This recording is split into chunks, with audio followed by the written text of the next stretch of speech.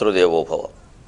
ఏ సతి బ్రహ్మనోటవశయించుచు పల్కురుచుల్ వెలార్చెడిన్, ఏ సతి సత్కవీశ్వరుల ఇంటను కంటను గూడనుండు, నాకే సతి ఇంతకాలమును ఇంతటి వైభవమిచ్చి బ్రోచే, ఆ బాసర దేవి పాదముల పద్మసుగంధములనుచుండెదన్, ఆ బాసర దేవి పాదముల పద్మసుగంధములనుచుండెదన్.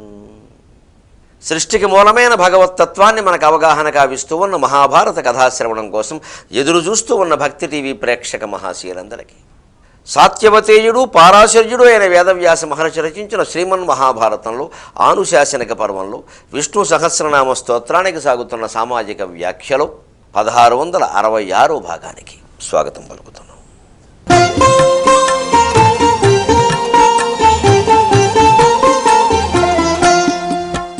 మహర్షి కపిల ఆచార్య కృతజ్ఞో మేదినీపతి త్రిపదస్త్రదశ అధ్యక్షో మహాశృంగ కృతాంతకృతు అంతవరకు అయింది. 58వ శ్లోకం. మహావరాహో గోవిందశుషేణ కనకాంగది గుహ్యో గభీరో గహనో గుప్తశ్చక్రగదాధరక. ఈ నామాల్లో రెండవ సగం గుహ్యో గభీరో గహనో గుప్తశ్చక్రగదాధరక అనే వాటి సారాంశం సుందరకాండలో ప్రదర్శితమైంది హనుమంతుడి సాహసంలో. ఆ రహస్యాన్ని చూద్దాం. మహావరాహో గోవిందక సుషేణ కనకాంగతి. మహావరాహక వరాహ అవతారం. మహావరాహం ఏమిటి? మహశబ్దానికి సంకేతపరంగా 4 రెట్లు అనే అర్థం ఉంది. యుగం, మహాయుగం అని. మహాగజం అంటారు ఐరావతాన్ని, ఎందుకంటే దానికి 4 దంతాలు ఉంటాయి. చతుర్దంతం మహాగజం అని సుందరకాండలో త్రిజటా స్వప్నం సందర్భంలో వస్తుంది. అలాగే మహావరాహం ప్రత్యేకత ఏమిటి అంటే మామూలుగా ఉండేది కాదు. అది అవతారం ఎందుకోసం అంటే భూమిని సముద్ర జలాల నుంచి ఉద్ధరించడానికి. ఇంత భూమండలాన్ని ఉద్ధరించాలంటే మహావరాహం కాకుండా ఎలాగా? పైగా అది ఎంత గొప్ప వరాహమో అక్కడ స్వామి ప్రదర్శించిన ఒక లీల ఏమిటో. ఆయన దొరకద్దు అనుకుంటే ఎలా దొరకకుండా ఉంటాడో, దొరకదలుచుకుంటే ఎంత తేలిగ్గా దొరికిపోతాడో కృష్ణకర్ణామృతంలో లీలాశుకులు చెబుతారు. యశోద బాలకృష్ణుణ్ణి తొంగిళ్ల మీద పడుకోబెట్టుకుని నీళ్లు పోస్తుంది. తొంగిళ్ళు అంటే ఈ మోకాల చిప్పల నుంచి మడమల వరకు ఉండే ప్రదేశాలు తొంగిళ్ళు అంటారు వాటిని. పిల్లల్ని పూర్వం అలాగే కాళ్ళు జాబు పడుకోబెట్టుకుని నీళ్లు పోసేవారు. తల్లి కాళ్ళు జాబు పడుకోబెట్టుకుని తాను పీట మీద కూర్చుని ఎదురు కూడా ఓ పీట పెట్టుకుని ఆ పీట మీద కాళ్ళు పెట్టి సరిగ్గా ఈ మోకాల వరకు ఆ చీర అలా ముడుచుకొని ఆ మధ్యలో ఆ తొంగిళ్లలో పిల్లాన్ని పడుకోబెట్టుకుని పక్కనే పెద్ద స్టీలు బేసిన్లో గోరువెచ్చగా కాసి నీళ్లు పెట్టుకుని అందులోంచి దోశలతో ఇలా తీసి ఇలా తీసి ఇలా తీసి పోశారు. మీకు ఎలా తెలుసు ఇవన్నీ? మనం పోయించుకున్నాగా. అది ఎప్పుడు గుర్తుంది, మా అమ్మ పోసింది. శ్రీకృష్ణుడికి అలా పోస్తూ ఉంటే నారదుడు చూశాడు. ఈయనకి ఏమి పని లేదో వీడియో కెమెరా వేసి తయారవుతాడు టీవీ ఛానల్ వాళ్ళకి. ఎక్కడెక్కడ ఏం దొరుకుతాయని మొత్తం ఎక్స్క్లూజివ్లీ నారదా ఛానల్లో నేనే వేస్తూ ఉంటాడు. శ్రీకృష్ణుడికి నీళ్లు పోస్తుంటే ఈయన పెద్ద కెమెరా పెట్టుకు తయారయ్యాడు నారద మహర్షి. ఆయన ఆనందం అయింది. నువ్వు సంసారమే ఏమన్నా గ్యాసా ఏం కావాలి ఏమక్కర్లేదు. చూసి అనుకున్నట్టు అయ్యి బాబోయ్ ఎంత లోకుపోయాడు యశోదకి స్వామి. ఎందుకంటే ఈయన అసలు స్వరూపం ఆయనకి తెలుసు, ఆవిడకి తెలుసు. ఆవిడ చిన్న పిల్లాడు అనుకుంటుంది, తన పిల్లాడు అంతే అని చేసుకుంటుంది. నీళ్ళు పోస్తుంది, ఆనందంగా ఉంది. ఓ ముద్దు ముచ్చట. ఆయన అనుకున్నట్టు మామూలు తన పిల్లాడు అనుకుని ఎంత సేవ చేస్తుంది, భగవంతుడు అనుకుంటే ఎంత సేవ చేస్తుంది. వెంటనే బాలకృష్ణుడు అలా ఉన్నవాడే కాస్త కుడికన్ను తప్పి ఇలా వాల్చేట కనుసేగ. చెప్పుకో, నీకు తెలియదు మానవుడి గురించి. దేవుడు అంటే కొబ్బరికాయ కొడతారు, సేవ చేయరన్నట్ట. నన్ను చంపక అన్యాయంగా. తల్లి ప్రేమ నేను పొందాలి పూర్తిగా. ఆవిడ పోయినాయి. నువ్వు ఇప్పుడు దేవుడు అని చెప్పావు అనుకో, దేవుడికి మనమేం పోస్తామని మానేస్తారా బాబు, లేకపోతే బిందెలు పోసేస్తారు. వద్దు, సహజంగా జరగని. భగవంతుడు ఆ సహజ జీవన విధానాన్నే కోరుకుంటాడండి. మన నిత్య జీవనంలో సహజ జీవనంలోనే భగవంతుడిని అర్చించాలి. ఆ జరుగుతున్న ప్రతి పని భగవదారాధనగా భావించాలి, అంతకంటే లేదు. మన ఒంటి మీద మనం నీళ్లు పోసుకుంటున్నా సరే శివుడికి అభిషేకం చేస్తున్నాం అంతే. నమ సోమాయచ రుద్రాయచ, ఏం తప్పులేదు. ఊరికే మన ఒంటి మీద మనం ఇలా నీళ్లు పోసుకుంటుంటే ఇక్కడ ఈ నాభి దగ్గర నుంచి ఇక్కడ వరకు ఇలా పేరుకున్నట్టుగా వెంట్రుకలు కనపడతాయి చూడండి, నాచు పేరుకున్నట్టు. రసద్వృత్త గంభీర నాభి సరిత్తేర శైవాల శంకాకర శ్యామ రోమావళి భూషణే మంజు సంభాషణే అని శ్యామలాదండకంలో మాట గుర్తు రావాలి. అక్కడ చెప్పింది అదే, రసద్వృత్త గంభీర నాభి సరిత్తేర శైవాల శంకాకర శ్యామ రోమావళి భూషణే మంజు సంభాషణే. ఎప్పుడు యద్భావం తద్భవతే అన్నట్టుగా భ్రమరకీట న్యాయం ప్రకారం ఒక పురుగును తీసుకొచ్చి గూట్లో పెట్టి తుమ్మెద ఝం ఝం ఝం ఝం అని జంకారం చేస్తే అది తుమ్మెదగానే మారినట్టుగా మన శరీర స్వరూపాన్ని, మన మనస్వరూపాన్ని, మన జీవనాన్ని మనం జీవితం భగవంతుడిగా భావన చేస్తే మనం దేవుడు అవుతామండి. యద్భావం తద్భవతి. అద్వైతం అంటే అదే. అస్తమానం అనుకోవయ్యా, అస్తమానం అనుకో నేను జీవుణ్ణి, నేను దుఃఖపడుతున్నా, నాకేం కావట్లేదు, నేనేమనుకున్నా అవ్వట్లేదు, నాకు అదవ్వలేదు ఇదవ్వలేదు. ఎందుకు వచ్చింది ఇది? చిదానంద రూప శివోహం శివోహం. అమ్మవారి శరీరం మీద, అయ్యవారి శరీరం మీద ఏ వైభవాలన్నీ దండకాల రూపంలో, స్తోత్రాల రూపంలో, సహస్రనామాల రూపంలో వర్ణించి చెప్పారో అవి మన శరీరం మీద మాత్రం లేవా? అది అహంకారం ఎలా అవుతుంది? అప్పుడు మన శరీరాన్ని కేవలం మన శరీరంగా భావించట్లేదు మనం. ఒకవేళ కించిత్ ఆ భావానికి లోనైనా కూడా మన శరీరం మనకు చాలా అందంగా కనిపిస్తుందండి. ఇతరుల అందాలు చూసి వ్యామోహపడాల్సిన కర్మ మనకి పట్టదండి. మన శరీరమే మనకు అందంగా ఉంటే వాళ్ళు ఎందుకు మనకి? మన శరీరమే మనకు అందంగా మనం చూసుకుంటాం అద్దంలో. ఖచ్చితంగా ఈ ఆత్మజ్ఞానం కలిగిన వాడి ముఖం మీరు చూడండి, తేజస్సు పెరుగుతుంది. దాన్నే బ్రహ్మవర్చస్సు అంటారు. వేదం చదివినా కూడా వస్తుంది అది. కానీ ఆ బ్రహ్మజ్ఞానం ఉంటే ఆ తేజస్సు వేరు. ఎంత వయస్సుండనే అతను కానీ ఆమె కానీ ముసలాళ్ళ కనపడరు. మహా తేజస్సు, విపరీతమైన ఆకర్షణ కళలు. అష్టసిద్ధుల్లో కొన్ని సిద్ధులు అప్రయత్నంగా వస్తాయి బ్రహ్మజ్ఞానం కారణంగా. అతనేం అనుకోడు, దానికి కావాలని అనుకోడు, వస్తాయి అంతే. అది అలాగా ఆయన అలా అనేసరికి ఈయన మానేశాడు, కూర్చుని చూస్తున్నాడు. కానీ అనుకున్నట్టు మనస్సులో అయ్యి బాబు వరాహావతారం ఎత్తినప్పుడు మహావరాహంగా ఉన్నప్పుడు ఎంత లీల జరిగింది ఈ తల్లికి తెలియదు. కానీ అసలు ఆయనకి స్నానం చేయించడం సాధ్యమైందా? తేలిగ్గి చేయించేస్తుంది ఇవిడ దోషుని నీళ్లతోటి. యద్రోమరంధ్ర పరిపూర్తి విధావదక్షాక. స్వామి నీ లీల ఎంత అద్భుతమయ్యా. యద్రోమరంధ్ర పరిపూర్తి విధావదక్షాక వారాక జన్మని బభూవరమీ సముద్రాక. యద్రోమరంధ్ర పరిపూర్తి విధావదక్షాక వారాక జన్మని బభూవరమీ సముద్రాక. తం నామనాథం అరవిందదృశం యశోద. తం నామనాథం అరవిందదృశం యశోద. పాణిద్వయాంతరజలై స్రపయాం బభూవ. పాణిద్వయాంతరజలై స్రపయాం బభూవ. యద్రోమరంధ్ర పరిపూర్తి విధావదక్షాక వారాహ జన్మని అమీ సముద్రా బభూవు. స్వామి వరాహ అవతారం ఎత్తి సముద్రం నుంచి భూమిని ఎలా ఉద్ధరిస్తూ ఉంటే సముద్రానికి ఓ ముచ్చట పుట్టిందిట, ఓ కోరిక పుట్టిందిట, ఓ సరదా. మళ్ళీ స్వామి దొరకడు, మనం అభిషేకం చేసుకుందాం, స్నానం చేయిద్దాం. ఏమో ఈ పని మీద మన దగ్గరికి వచ్చాడు, లేదా మన దగ్గరికి ఎందుకు వస్తాడు దిక్కుమాలను ఉప్పుకయ్యా, ఏముంది ఇందులో,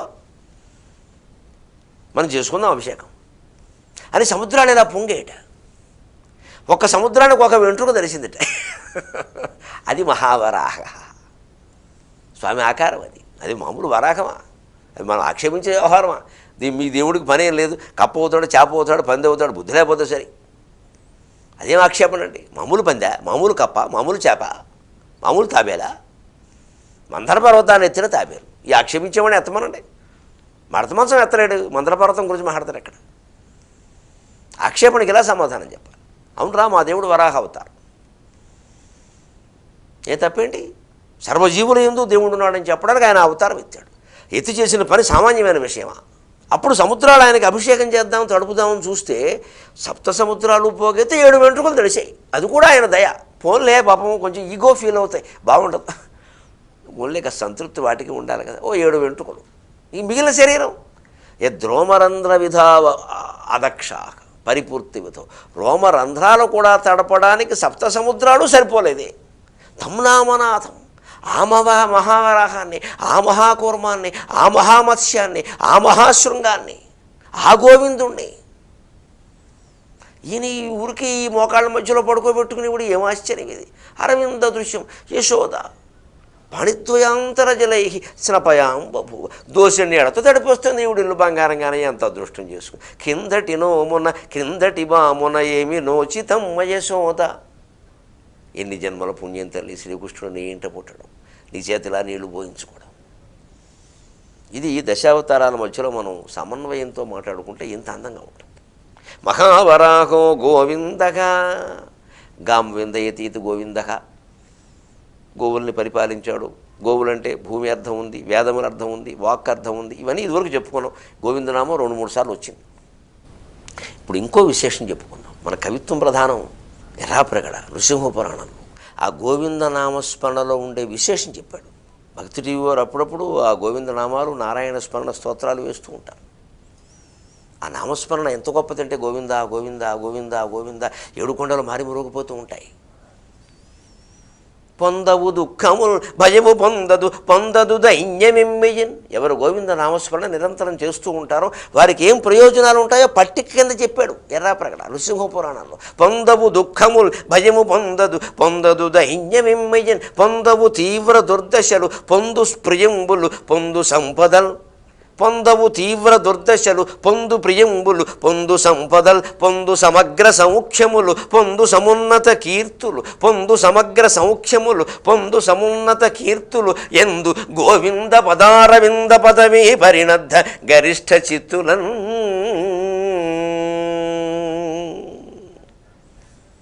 ఎందు గోవింద పదారవింద పదవీ పరిణద్ధ గరిష్ఠ చిత్తులన్. ఎప్పుడూ మనస్సులో నమశివాయ నమశివాయ నమశివాయ, గోవింద గోవింద గోవింద గోవింద, నమో నారాయణాయ నమో నారాయణాయ, శ్రీమాత్రే నమః శ్రీమాత్రే నమః. ఇలా భగవన్నామాను నిరంతరం మనస్సులో ఎవరు స్మరిస్తూ ఉంటారో పొందవు దుఃఖముల్, వారికి దుఃఖాలు కలగవు. ఎంత ధైర్యం ఉండాలండి దుఃఖం మన దగ్గరికి రావడానికి. కాలిపోదు, మాడి మసి అయిపోదు, బూడిద బుగ్గైపోదు ఒక క్షణం. ఇలా చూస్తే ఒకసారి అయిపోయినట్టే దాని పని. భయము పొందదు, ఎవ్వరూ మన భయపడలేరు, దేనికి మనం భయపడం. నా బిభేతి కుతశ్చన, వేదం చెప్పిన మాట. నా బిభేతి కదాచనేతి అని ఇంకోసారి చెప్పింది. ఎప్పుడూ భయపడ్డావు, కదాచనేతి. నా బిభేతి కుతశ్చన, ఎవ్వరి వల్ల భయపడ్డావు. 2 మాటలు చెప్పింది వేదం. నా బిభేతి కదాచనేతి నా బిభేతి కుతశ్చన అని స్పష్టంగా చెప్పింది ఒకే ఉపనిషత్తులో. ఆత్మజ్ఞానం కలిగిన వాడు దేనికి భయపడ్డావు. అందుకే ధైర్యంగా ఎప్పుడు మాట్లాడగలుగుతాం, ధైర్యంగా ఎప్పుడు బతకగలుగుతాం అంటే ఆత్మజ్ఞానం పొందాలి. అదే మొండితనం కాదు. అది ప్రపంచం మిథ్య అని అర్థమైన తర్వాత ఎవడండి మనం భయపెట్టేది? మిథ్య వచ్చి భయపడుతుందా? అది మిథ్యని వాడికి తెలియలే. వాడు ఏదో పెద్ద మేడ అనుకుంటున్నాడు.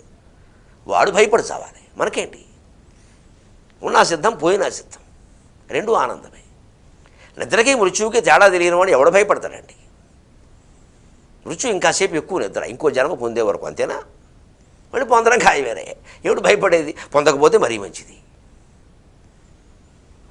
తత్వజ్ఞానం అంత గొప్పది. అది ఒక్క జ్ఞానం పొందడం తప్పితే ఇంకో మార్గం లేదండి. ఈ భయాలు పోవడం, ఈ కోరికలు తీరడం అదొకటే మార్గం అండి. కోరికలు తీరడం సమస్య లేదని, కోరిక లేకుండానే పోవాలి. పొందవు దుఃఖములు భయము పొందదు దైన్యమేమియని. ఎప్పుడు వాడికి దీనత్వం రాదు, ఏం జరగని. ఎన్ని కోట్లు పోని, ఎన్ని కోట్లు రాని. మా శ్రీశ్రీ చెప్పినట్టే, రాని రాని రాని కష్టాలు నష్టాలు పోనీ పోనీ పోనీ సతుల్ హితుల్ పోనీ పోనీ అంటాడు. ఆయన ఏ ఉద్దేశంతో చెప్పినా భాష దీనికి పనికొస్తుంది. ఏ పురాణ పరిభాషని కమ్యూనిజం కోసం శ్రీశ్రీ గారు వాడుకోవాలా? పురాణ పరిభాషని.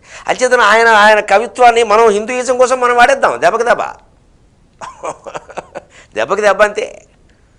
మొత్తం శ్రీశ్రీ కవిత్వాన్ని హిందూయిజానికి వాడేస్తాం మనం. ఎందుకంటే మన హిందూ పరిభాషనంతా ఆయన వాడేసుకున్నాడు.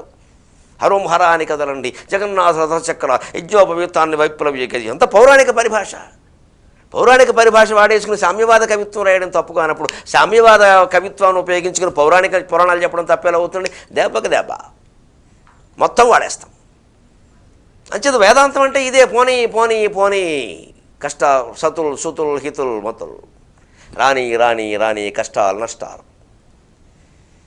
భగవద్భక్తులు అలాగే ఉంటాడు, శ్రీశ్రీ చెప్పినట్టే. అందుకే పొందదు దైన్యమేమయ్యన్. పొందవు తీవ్ర దుర్దశలు. తీవ్రమైన దుర్దశ వాడి దగ్గరికి వచ్చే సమస్య లేదు.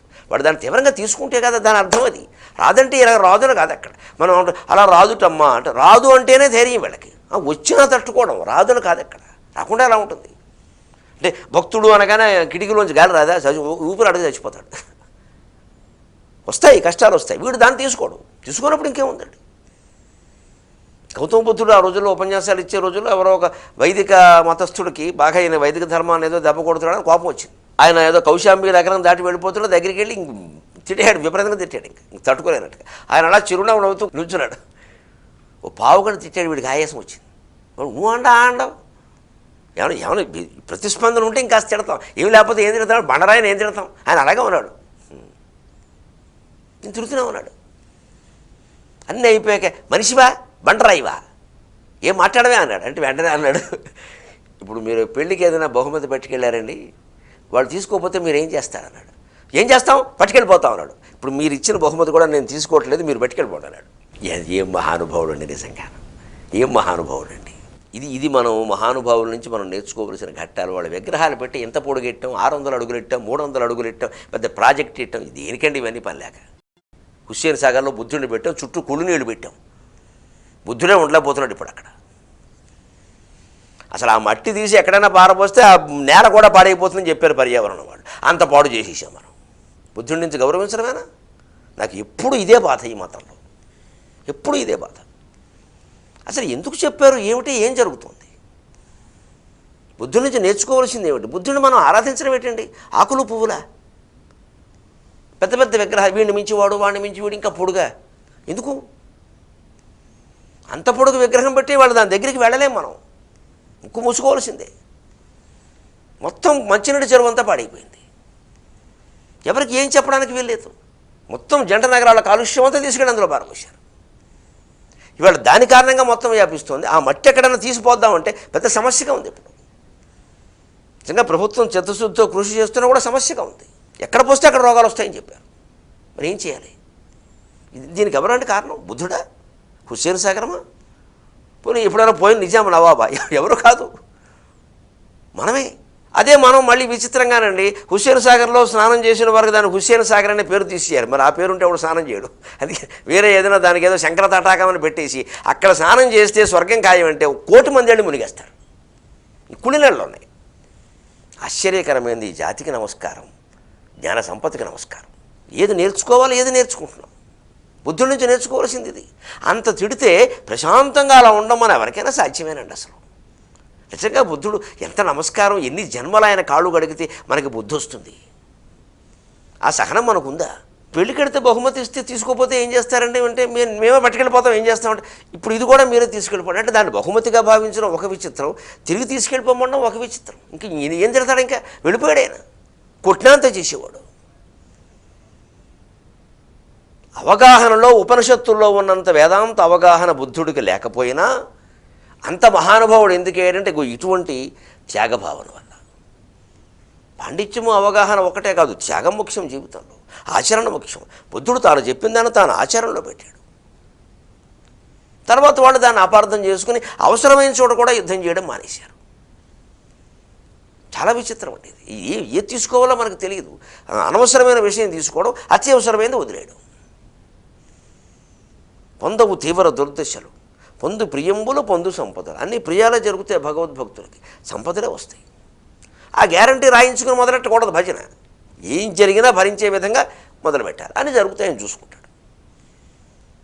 పొందు సమగ్ర సౌఖ్యములు, పొందు సమున్నత కీర్తులు. ఎవరికి? ఎందు గోవింద పదారవింద పదవీ పరిణద్ధ గరిష్ఠ చిత్తులను. అది విశేషం. అది ఆ గోవింద నామస్మరణలో విశేషం. మహావరాహో గోవింద సుషేణక, గొప్ప సైన్యం కలిగినవాడు సుసేన. ఆ సా తర్వాత షా ఉంది కాబట్టి ఋషిభ్యాం నోణహ, ఆ నకారం నకారమైంది. గొప్ప సైన్యం కలిగినవాడు దేవసేనాపతి కుమారస్వామి. రాముడుగా ఆయన సైన్యం, కృష్ణుడిగా నరకాసురుడి మీద దండెత్తినప్పుడు సైన్యం, మధుకైటపుల మీద దండెత్తినప్పుడు సైన్యం, మహాసైన్యం. అంటే సుషేణ కనకాంగది, కనకాంగద కేయూర కమనీయ భుజాన్విత. లలితా సహస్రంలో చెప్పినట్టే బంగారపు కేజూరములు ధరించినవాడు శ్రీ మహావిష్ణువుకు ఆభరణాలేం లోటు. మహావరాహో గోవింద సుషేణ కనకాంగది గుహ్యో గభీరో గహనో గుప్తశ్చక్ర గదాధరక. గుహ్యక ఉపనిషద్ రహస్య వేద్యుడు. ఉపనిషద్ రహస్యాలు తెలిస్తేనే భగవంతుడు తెలుస్తాడు, లేకపోతే గుహ్యంగా ఉంటాడు. గభీరక జ్ఞానం చేత, ఐశ్వర్యం చేత, బలం చేత, వీర్యం చేత ఇన్ని ఉండి కూడా గంభీరంగా ఉంటాడు, ఏది బయట పెట్టాడు. రాక్షసులు వెళ్ళి వాళ్ళు ఇష్టం వచ్చినట్టు వైకుంఠం మీద దండయాత్ర చేసి మాట్లాడుతుంటే ఓ చిరునవ్వు నవ్వుతూ ఉంటాడు. ఎన్టీ రామారావు గారు ఎంత బాగా నవ్వేవాడు వైకుంఠంలో అలా పడుకుని, నిజంగా విష్ణువు ఈనేరా అనుకునేవాడు. అంతే, అలాగే ఉండేవాడు. ఆ చిరునవ్వు అలాగే ఉండేది. ₹1,00,00,000 వచ్చా నవ్వుకి, అలా నవ్వేవాడు. అంతే, ఆ దైవలీలలో ఉండే ఆ చిరునవ్వు అంతా అలా వచ్చేసింది ఆయనకి.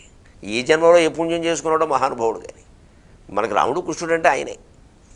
అలాగే నవ్వేవాడు. దైవలీలంతా కనపడేది నిజంగా.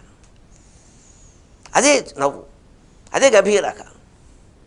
గహనక ప్రవేశం అశక్యం. ఎందుకంటే 3 అవస్థలు, జాగ్రత్త స్వప్న సుషుప్తి అవస్థలకి, భావాలకి, భావ అభావాలకి అతీతుడు. భావం ఒక ఆలోచన రాహిత్యం, దానికే అతీతుడు. ఆలోచన ఉంటే రాహిత్యం ఉంటుంది, ఆలోచన లేని చోట రాహిత్యం ఎక్కడ? సంపద ఒకప్పుడు ఉంటే లేకపోవడం ఉంటుంది, అసలే లేనప్పుడు సంపదలు ఏమిటి, లేకపోవడం ఏమిటి? అందుకని గుహ్యో గభీరో గహనః గుప్తః ఏష సర్వేషు భూతేషు గూఢో అంతరాత్మ. అన్ని జీవుల యందు లోపల రహస్యంగా గుప్తంగా ఉన్నవాడు. అందుకే వైశ్యుల్ని గుప్తా అని పేరు పెట్టి పిలుస్తారు. వారు సంపదలు గుప్తంగా అట్టి పెట్టుకుంటారు, వారు వ్యాపార రహస్యాలు చెప్పకూడదు, వ్యాపార లక్షణం అది. అందుకని గుప్తం. ఆ గుప్తత్వానికి ఊరువులు లెక్క. అందుకని ఊరువులతో ఊరువు తదస్యే ద్వైశ్యక, అక్కడి నుంచి జన్మించి, అంటే గుప్తంగా ఉంచుకోండి మీ వ్యవహారాలు. అందుకని గుహ్యో గభీరో గహనో గుప్తః చక్రగదాధరక. మరి ఇవి చెప్పాక చూడండి, గుప్తంగా ఉంటాడు, గభీరంగా ఉంటాడు, గహనంగా ఉంటాడు, గుహ్యంగా ఉంటాడు, అయినా చక్ర గదాధరక. భయపడక, భక్తుల్ని కాపాడడం కోసం చక్రం గదా సిద్ధంగా ఉంటాయి.